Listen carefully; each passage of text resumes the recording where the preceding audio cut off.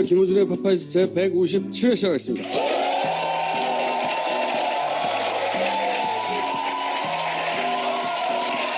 이제 저수게임 저희 프로젝트 두 번째 영화가 9월 7일 개봉하기 때문에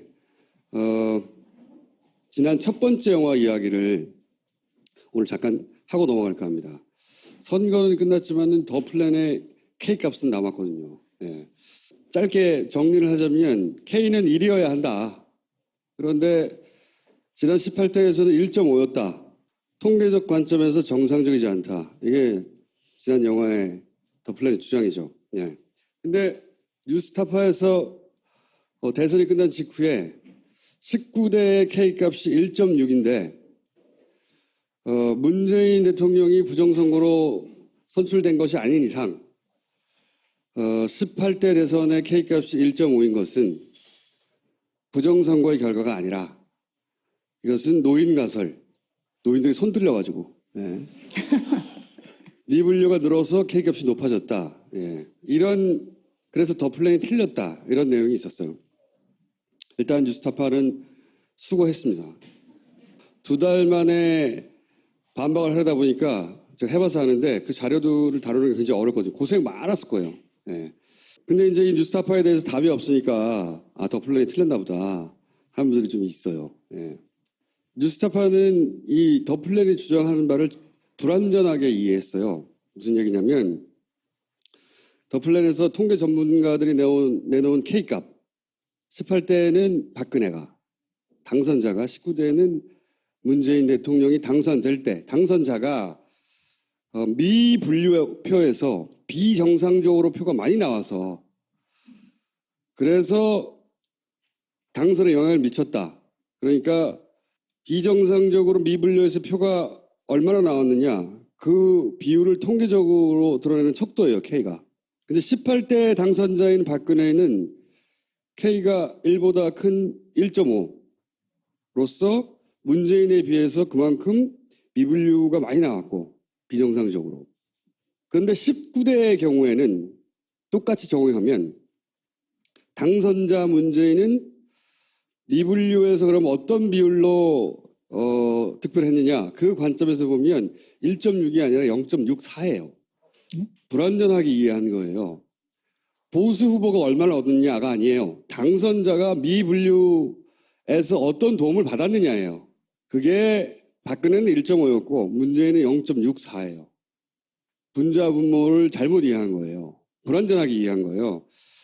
쉽게 말해서 박근혜는 미분류 도움을 비정상적으로 많이 받아서 당선이 된 것이고 문재인은 그러니까 미분류 도움을 정상보다 덜 받고 당선이 된 겁니다. 도움을 안 받았다는 얘기예요. 전혀.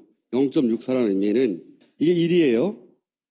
근데 박근혜는 정상적인 미분류보다 훨씬 많은 표를 받고 당선이 됐다는 것이고 문재인 대통령은 1보다 더 적게 받고 도움을 못 받고 당선이 됐다는 거예요. 0.64가 맞는 거고요. 뉴스타파는 1이 안 된 이유를 노인 가설로 설명을 시도합니다. 사실은 뉴스타파뿐만 아니라 많은 사람들이 노인이 손 떨려서 미분류가 늘어나서 K값이 높아졌다. 이렇게 직관적으로 이해를 해요. 그럴 수 있을 것 같잖아요. 근데 이 노인 가설은 틀렸다고 계속 이 가설을 설명이 안 돼요. 계속 설명했잖아요. 저희가. 간단한 사례를 들어볼게요. 19대를 보면 50대 비율이 높아지면 미분류가 오히려 더 낮아져요. 이해하셨어요? 이해 못해도 할 수 없어요. 노인 가설에 따르면 나이가 많아지면 더 미분류가 많아져야 되는 거죠. 손이 떨려서 잘못 찍어서. 그렇지 않다고. 그리고 이게 여기서는 이제 학자들이 만드는 거다 보니까 후보 3, 후보 1 어쩌고저쩌고 했는데 간단하게 말해서 19대 대선에서 노년층의 표를 가장 많이 받은 것은 홍준표. 그리고 그 다음에 문재인입니다. 그리고 그 다음에 안철수예요. 결과를 보면 미분류를 가장 많이 받은 노인 가설에 따르면 그럼 그 순서대로 많이 받아야 될 거 아니에요.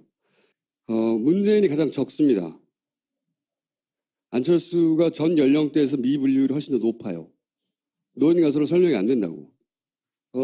예를 들어서 그런 가설이 안 맞는 건 너무 많아요. 18대 대선에서 미분류율이 가장 높은 곳이 12.5%인데 50대 이상이 60%를 점유하는 지역이에요. 굉장히 나이가 높죠. 근데 거기는 K값이 1이에요. 말이 안 되잖아. 19대에서도 미분율이 가장 높은 것은 11%였는데 여기 60대 이상 노년층이 30%인데 K값이 후보 1대 2, 후보 1대 3 각각 다 거의 1이에요. 노년층 가설이 안 맞잖아. 그리고 더 플랜의 가설을 공식화해서 대입을 해보면 실제 18대 대선 결과와 아주 가깝게 나와요. 여기서 실제 이렇게 나오면 시나리오대로 공식에 집어넣어 보면 이 정도가 나온단 말이에요. 다 비슷비슷하게 나와요. 하지만 노인 가설을 적용하면 비율이 완전히 달라요. 노인 가설로 18대 대선이 설명 안 된다고. 여전히 더 플랜 가설 이상으로 18대를 설명하는 가설은 없어요. 못 알아들었을 수도 있는데 상관없어. 왜냐하면 이 더 플랜의 문제의식은 개표 시스템을 바꾸겠다는 거거든요. K는 1이어야 정상인 거예요. 근데 K가 저도 잘 모르는데 한 가지 궁금한 거는 K가 1이어야 정상이잖아요. 근데 이번에 19대에서 문재인 대통령이 0.6인 건데 말을 하려고 하잖아. 잠깐 기다려봐요. 그것도 비정상이라는 얘기인 거죠? 자, 이런 거죠. 이 개표 시스템이 1이어야 정상인 건 맞아요. 그러면 19대는 왜 정확하게 1이 안 나느냐. 자, 이걸 분석을 하고 있는 중이에요. 근데 분석을 하려면 전체 데이터가 다 필요하거든요. 개표 상황표. 저희가 18대 전체 데이터를 확보하는데 2년 정도 걸렸다고 했잖아요. 정보공개 총리한 다음에 전국에서 봤는데 아직 개표 상황표 등등 선관위에서 모든 자료를 안 주고 있는데 다 주면 이제 분석하면 알 수 있겠죠. 후보자가 5명이어서 그럴까? 혹은 투표 용지가 달라서 그럴까? 혹은 개표 시스템이 그때하고 똑같지는 않았거든요. 달라서 그럴까? 몰라요. 모르지만 적어도 노인이 손 떨려서 자연스럽게 발생한 현상은 18대는 아니고 그럼 19대에 분명히 1이 나오는 게 정상적인 시스템인데 왜 아니었을까는 앞으로 분석을 해서 별도의 홈페이지를 만들고 거기서 이 통계학자들이 계속해서 추적해 갈 겁니다. 대선 즈음에서 이 문제를 제기하고 그걸 끝내려고 한 게 아니거든요. 이 시스템을 바꾸려고 하는 거거든. 통째로. 그래서 일이 나올 때까지 이 시스템이 바뀌어져야 한다는 게 문제의식이에요. 이런 간단한 자료 말고 풀 버전의 이 슬라이드와 페이퍼가 있어요. 프로젝트 부 홈페이지에 공개를 할 것이고 그걸 별도 홈페이지를 만들어서 계속해서 업데이트를 할 것이고 19대는 왜 일이 안 나왔는지 결론을 찾아갈 것이고 그리고 일이 나와야 정상의 시스템이기 때문에 가장 좋은 건 수개표를 하는 겁니다. 이거 한 번 하려고 시작한 게 아니기 때문에 K값이 1이 나오는 선거 시스템이 완성될 때까지 계속될 거다. 그러면 문재인 대통령이 K값이 0.6을 받았으면 좀 손해본 건가요? 어떻게 보면은? 만약에 18대 기준으로만 해석하면 덜 받는 거 확실한 거죠. 미분류에서도 같은 비율로 분류해서 득표한 것만큼 득표해야 되는 거거든요. 그게 1이거든요. 분류에서도 분류에 나온 득표율만큼 미분류에서 득표해야 되는 거예요. 근데 문재인 대통령은 0.64만큼 득표한 거예요. 미분류에서 덜 지원을 받은 거죠. 정상적인 미분류로 받았어야 할 표보다. 근데 그럼 혹시 홍준표 후보 같은 경우에는 혹시 1보다 더 받았나요? 많죠. 그런데 그렇게 단순화시켜서 말할 수는 없어요. 18대, 19대는 시스템이 달라서. 18대 K값은 정규 분포를 완전하게 그려요. 19대는 정규 분포를 그리지 않습니다. 왜 그럴까? 앞으로 밝혀볼 겁니다. 자, 그럼 그 문제는 앞으로 업데이트 하겠는데 1.6이어서 노인 가설 때문이고 더 플랜의 주장은 틀렸다. 아닙니다. 안녕하세요. 안녕 히어로의 현우 아빠 김정훈입니다. 저희 가족 이야기가 안녕 히어로에 담겼는데요. 저도 영화를 보고 현우의 몰랐던 이야기들을 많이 알았습니다. 그리고 새삼 깨닫는 계기가 되기도 했습니다. 파파이스 애청자 여러분들께서도 안녕 히어로를 통해서 가족의 정과 노동의 가치를 다시 한번 생각해보는 계기가 되었으면 좋겠습니다. 안녕 히어로는 쌍용 자동차 해고 노동자 아빠를 둔 14살 소년의 성장담이 담긴 영화이고요. 영화 속에 펼쳐진 이 소년의 세상에 대한 질문과 고뇌에 많은 관객분들이 화답해 주셨으면 좋겠습니다.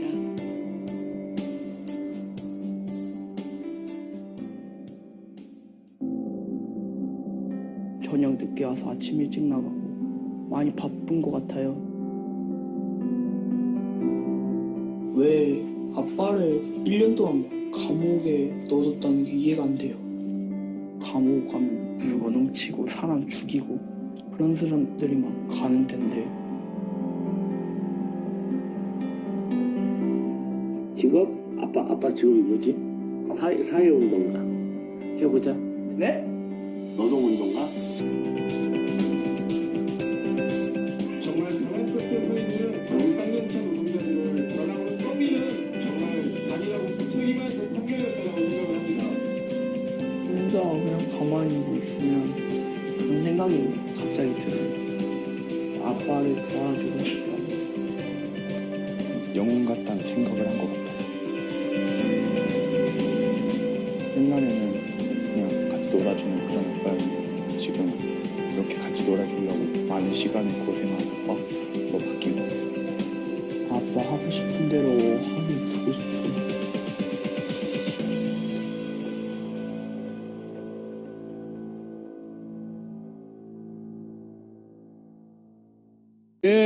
박근혜는 1.5였고 문재인은 0.64예요. 분자 분모를 잘못 이해한 거예요. 불완전하게 이해한 거예요. 쉽게 말해서 박근혜는 미분류 도움을 비정상적으로 많이 받아서 당선이 된 것이고 문재인은 그러니까 미분류 도움을 정상보다 덜 받고 당선이 된 겁니다. 도움을 안 받았다는 얘기예요. 전혀. 0.64라는 의미는 이게 1이에요. 근데 박근혜는 정상적인 미분류보다 훨씬 많은 표를 받고 당선이 됐다는 것이고 문재인 대통령은 1보다 더 적게 받고 도움을 못 받고 당선이 됐다는 거예요. 0.64가 맞는 거고요. 뉴스타파는 1이 안 된 이유를 노인 가설로 설명해서는 1.5였다.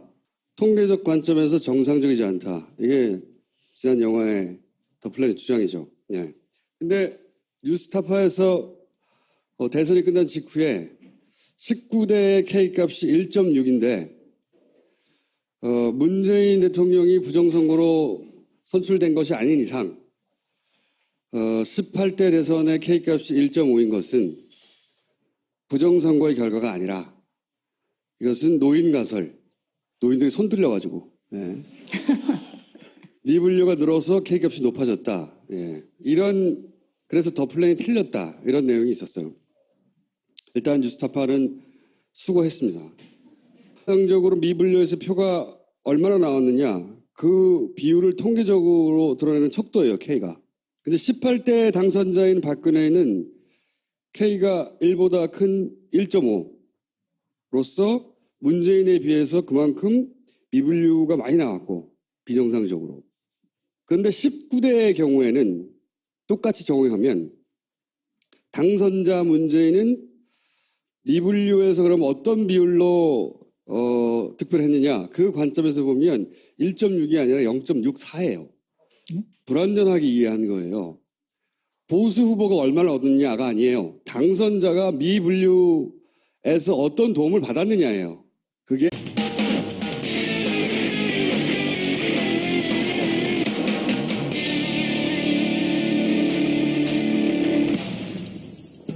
안녕하세요. 김호준의 파파이스 제 157회 시작하겠습니다.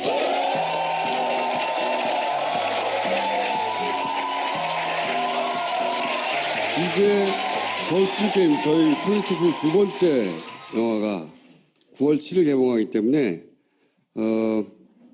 지난 첫 번째 영화 이야기를 오늘 잠깐 하고 넘어갈까 합니다. 선거는 끝났지만은 더 플랜의 K값은 남았거든요. 예. 짧게 정리를 하자면 K는 1이어야 한다. 그런데 지난 18대 2달 만에 반박을 하다 보니까 제가 해봐서 하는데 그 자료들을 다루는 게 굉장히 어렵거든요. 고생 많았을 거예요. 예.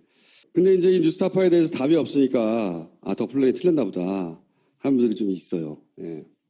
뉴스타파는 이 더 플랜이 주장하는 바를 불완전하게 이해했어요. 무슨 얘기냐면 더 플랜에서 통계 전문가들이 내놓은 K값 18대는 박근혜가 당선자가 19대는 문재인 대통령이 당선될 때 당선자가 미분류표에서 비정상적으로 표가 많이 나와서 그래서 당선에 영향을 미쳤다. 그러니까 비정상